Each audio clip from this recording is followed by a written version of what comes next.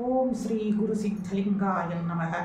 ಆತ್ಮೀಯ ಸಮಸ್ತ power TV ವೀಕ್ಷಕ ಬಾಂಧವರಿಗೆಲ್ಲ ಈ ನವರಾತ್ರಿಯ 3ನೇ ದಿನದ ಶ್ರೀ ಚಂದ್ರಘಂಟಾ ದೇವಿಯ ಶುಭಾಶೀರ್ವಾದಗಳನ್ನು ತಿಳಿಸುತ್ತಾ ಬನ್ನಿ. ಚಂದ್ರಘಂಟಾ ದೇವಿಯ ಹಿನ್ನೆಲೆ ಏನು, ಯಾವ ರೀತಿಯಿಂದ ಆ ಜಗನ್ಮಾತೆಯನ್ನು ಆರಾಧನೆಯನ್ನು ಮಾಡಬೇಕು, ಚಂದ್ರಘಂಟ ಯಾವ ರೀತಿಯಿಂದ ಆವಿರ್ಭವಿಸಿದಳು ಎಲ್ಲವನ್ನ ತಿಳಿದುಕೊಳ್ಳೋಣ ಬನ್ನಿ. ಹಿಂದೆ ಕೃತಯುಗದಲ್ಲಿ ಅನೇಕ ಅಸುರರ ಅಟ್ಟಹಾಸಗಳು ಮೆರಿತಾ ಹೋದವು. ಅವರ ವರಗಳು ಹೇಗಿದ್ದವು ಅಂತಂದರೆ ಯಾವ ಪುರುಷ ಶಕ್ತಿಯಿಂದಲೂ ಅವರನ್ನು ಜಯಿಸಲಿಕ್ಕೆ ಸಾಧ್ಯ ಇರಲಿಲ್ಲ ವೀಕ್ಷಕರೇ. ಅಂತಹ ಸಮಯದಲ್ಲಿ ತ್ರಿಲೋಕದ ಸೃಷ್ಟಿ ಸ್ಥಿತಿ ಲಯಕರ್ತರಾದ ಬ್ರಹ್ಮ ವಿಷ್ಣು ಮಹೇಶ್ವರರೆಲ್ಲ ಸೇರಿ ತಮ್ಮ ಎಲ್ಲ 3 ಅಂಶಗಳನ್ನು ಸೇರಿಸಿ ಒಂದು ಅಂಶ ಆವಿರ್ಭವಿಸುತ್ತೆ. ಆ ಶಕ್ತಿ ಸ್ತ್ರೀಯಾಗಿ ರೂಪವನ್ನು ಕಾಣುತ್ತೆ. ಆ ಜಗಜ್ಜನನಿ ಅಮ್ಮ ಚಂದ್ರಪ್ರಭೆಯಾಗಿ ಹೊಳೆಯುತ್ತಾ ಇರ್ತಾಳೆ. ಮೈಯೆಲ್ಲ ಧೂಮ್ರವರ್ಣ ಅಂದರೆ ಬೂದು ಬಣ್ಣ, ಕೈಯಲ್ಲಿ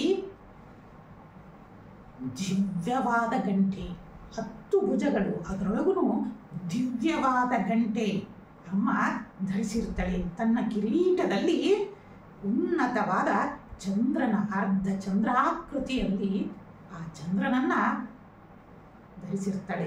ಎಂತಹ ಅದ್ಭುತ ಅಮ್ಮನ ದಿವ್ಯ ರೂಪ! ಸಿಂಹವಾಹಿನಿಯಾಗಿ ದಶಭುಜದಲ್ಲಿ ನೀವು ಎಷ್ಟು ಆ ಅಮ್ಮನನ್ನ ಭಾವನೆಯನ್ನು ಮಾಡಿಕೊಂತಿರುವ ಅಮ್ಮ ಹೃದಯಪೂರ್ವಕವಾಗಿ ಎಷ್ಟು ಆನಂದವಾಗಿದ್ದಾಳೆ ವೀಕ್ಷಕರೇ.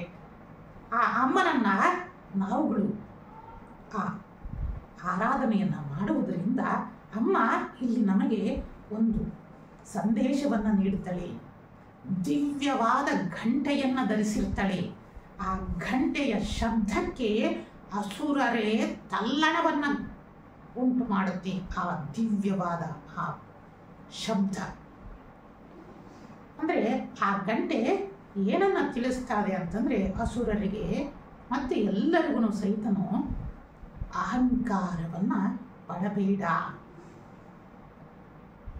ಹೌದಲ್ವಾ? ನಾವುಗಳು ಕೆಲವೊಂದು ಏನೋ ಒಂದು ವಿಷಯದಲ್ಲಿ ತಿಳಿದುಬಿಟ್ರೆ ಅಹಂಕಾರವನ್ನು ಪಡ್ತಾ ಹೋಗ್ಬಿಡ್ತೀವಿ.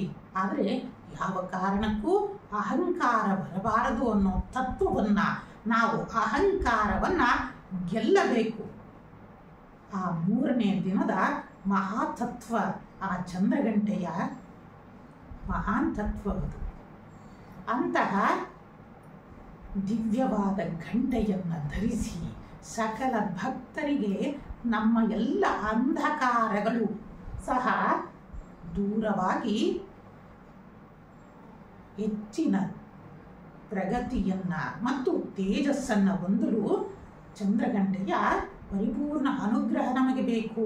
ಏಕೆಂದರೆ ಕೆಲವೊಬ್ಬರು ಹೇಳ್ತಾ ಇರ್ತಾರೆ, ಎಷ್ಟೇ ಅವರು ಆರೋಗ್ಯವಾದ್ರೂ ಚರ್ಮದ ಕಾಂತಿ ಇರೋದಿಲ್ಲ. ಎಷ್ಟೋ ಜನಕ್ಕೆ ತೇಜಸ್ಸು, ಕಾಂತಿ, ಓಜಸ್ಸುಗಳು ಸಹ ಬರ್ತಾ ಇರಲ್ಲ. ಎಷ್ಟೋ ಜನ ಚಿಂತಿತವಾಗಿದಿರಲ್ಲ ವೀಕ್ಷಕರೇ. ಅವರೆಲ್ಲರೂ ಸಹ ಈ ದಿನ ಚಂದ್ರಘಂಟೆಯ ಆರಾಧನೆಯನ್ನು ಮಾಡಿ, ಚಂದ್ರಘಂಟೆಯ ಆರಾಧನೆಯನ್ನು ಮಾಡುವ ಭಕ್ತನಿಗೆ ಆ ತಾಯಿ ಚಂದ್ರಘಂಟ ತೇಜಸ್ಸನ್ನ, ಓಜಸ್ಸು ಮತ್ತೆ ಕಾಂತಿಯನ್ನು ಕೊಡ್ತಾಳೆ. ಆ ಒಂದು ಕಾರಣಕ್ಕೋಸ್ಕರನೇ ನಾವು ಆ ಚಂದ್ರಘಂಟಾ ದೇವಿಯನ್ನ ಆರಾಧನೆಯನ್ನ ಮಾಡುವ ಸಕಲ ಸದ್ಭಕ್ತರು ಸಹ ಬೂದು ಬಣ್ಣದ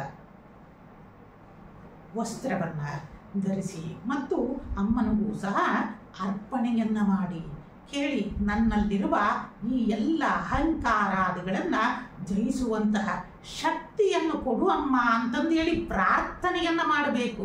ಏಕೆಂದರೆ ನಾವು ಎಷ್ಟೋ ಸ್ತೋತ್ರಗಳನ್ನು ಹೇಳ್ತಾ ಇರ್ತೀವಿ. ಆ ಸ್ತೋತ್ರದ ಅರ್ಥವೇನು ಅಂತಂದರೆ ಸುಲಭವಾಗಿ ನಮ್ಮ ಎಲ್ಲ ಅಹಂಕಾರವನ್ನು ಜಯಿಸಬೇಕು ವೀಕ್ಷಕರೇ.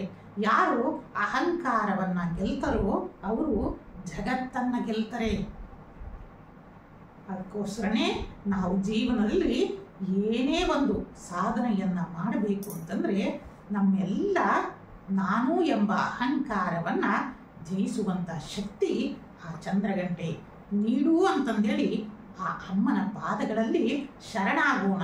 ಅಮ್ಮನಿಗೆ ವಿಶೇಷವಾಗಿ ಗೂಢಾನ್ನ ಮತ್ತು ದಧ್ಯಾನ್ನ ಅಂದರೆ ಮೊಸರನ್ನನ್ನು ನೈವೇದ್ಯವನ್ನು ಮಾಡಿ ಮತ್ತು ಸಂಜೆಯಲ್ಲಿ ಅಮ್ಮನಿಗೆ ವಿಶೇಷವಾಗಿ ಚಕ್ಕುಲಿ ಕೋಸಂಬರಿಗಳನ್ನು ಗಣೇಶನ ಜೊತೆಯಲ್ಲಿ ಆರಾಧನೆಯನ್ನು ಮಾಡಿ ಮತ್ತು 12 ತುಪ್ಪದ ದೀಪಗಳನ್ನು ಬೆಳಗಿ ಅಮ್ಮನ ಮುಂದೆ ಕೆಂಪು ಬಣ್ಣದಲ್ಲಿ ಷಟ್ಕೋಣದ ರಂಗವಲ್ಲಿಯನ್ನು ಹಾಕಿ ಆ ಷಟ್ಕೋಣದ ಮಧ್ಯದಲ್ಲಿ ಒಂದು ಲಿಂಬೆ ಹಣ್ಣನ್ನು ಸ್ಥಾಪನೆಯನ್ನು ಮಾಡಿ, ಇದರಿಂದ ನಮ್ಮೆಲ್ಲ ಮನೆಯಲ್ಲಿ ಮತ್ತು ಯಾವುದೇ ಒಂದು ರಾಹು ಬಾಧೆ ಇದ್ರೂ ಸಹ ಅಮ್ಮ ದೂರವನ್ನು ಮಾಡ್ತಾಳೆ. ಆ ದಿನ ಪೂಜೆ ಮುಗಿದ ಮೇಲೆ ಮನೆ ಯಜಮಾನರಿಂದ ಯಾರು ಅಮ್ಮನನ್ನು ಪೂಜೆಯನ್ನು ಮಾಡಿರ್ತೀರ ಪ್ರತಿಯೊಬ್ಬ ಸಾಧಕರು ಸಹ ಆ ನಿಂಬೆಹಣ್ಣಿಂದ ದೃಷ್ಟಿಯನ್ನು ತೆಗೆದುಕೊಂಡು ಅದನ್ನು 9 ಚೂರುಗಳಾಗಿ ಚೆಲ್ಲಬೇಕು. ಹೀಗೆ ಮಾಡುವುದರಿಂದ ಆ ಚಂದ್ರಘಂಟಾ ದೇವಿಯ ಅನುಗ್ರಹ ನಮಗೆ ಪರಿಪೂರ್ಣವಾಗಿ ಸಿಗ್ತಾ ಹೋಗುತ್ತೆ. ವೀಕ್ಷಕರೇ, ಓಂ ಶ್ರೀಂ ಚಂದ್ರಘಂಟಾಯೇ ನಮಃ. ಓಂ ಶ್ರೀಂ ಚಂದ್ರಘಂಟಾಯೇ ನಮಃ. ಓಂ ಶ್ರೀಂ ಚಂದ್ರಘಂಟಾಯೇ ನಮಃ. ಈ ಮಹಾಮಂತ್ರವನ್ನು ಶುದ್ಧ ಮನಸ್ಸಿನಿಂದ ಪ್ರಾರ್ಥನೆಯನ್ನು ಮಾಡ್ತಾ ಹೋಗಿ ಆ ಚಂದ್ರಘಂಟಾ ದೇವಿಯ ಪರಿಪೂರ್ಣ ಅನುಗ್ರಹ ನಿಮ್ಮೆಲ್ಲರಿಗೂ ದೊರಕಲಿ ಅಂತಂದು ಪರಮದಯಾಳು ಶ್ರೀ ಸಿದ್ಧಲಿಂಗೇಶ್ವರನು ಜಗನ್ಮಾತಾ ಇಷ್ಟಕಾಮೇಶ್ವರನ ಪ್ರಾರ್ಥನೆಯನ್ನು ಮಾಡುತ್ತಾ ನಿಮ್ಮೆಲ್ಲರಿಗೂ ಶುಭಾಶೀರ್ವಾದಗಳನ್ನು ತಿಳಿಸುತ್ತಾ ಓಂ ನಮಃ ಶಿವಾಯ.